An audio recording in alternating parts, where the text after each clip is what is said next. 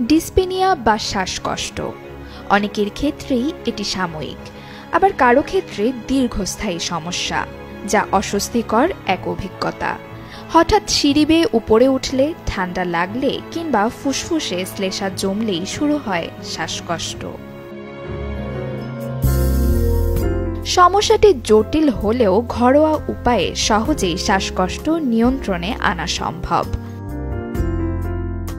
প্রথম সমাধানই হতে পারে ব্ল্যাক কফি।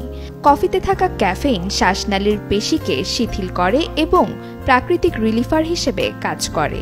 বিশেষজ্ঞরা বলেন, ব্ল্যাক কফি ফুসফুসের কার্যকারিতা বাড়ায় এবং শ্বাসকষ্টের উপসর্গ সাময়িকভাবে উপশম করে। পরের উপায় আদা থেরাপি।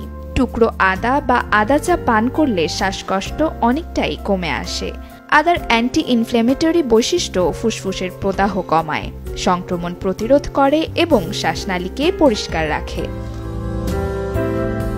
আবার মুখে শ্বাস নেওয়ার কৌশলও শ্বাসকষ্টের উপশম ঘটায়। এতে শ্বাসের গতি ধীর হয়, ফুসফুসে বাতাস চলাচল বাড়ে এবং দেহে অক্সিজেনের প্রবাহ উন্নত করে। ঘরে বসে শ্বাসকষ্টের আরেকটি আরাম হতে পারে গরম পানির ভাপ নেওয়া।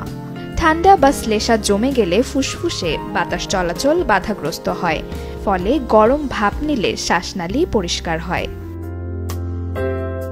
Desk report, channel 24।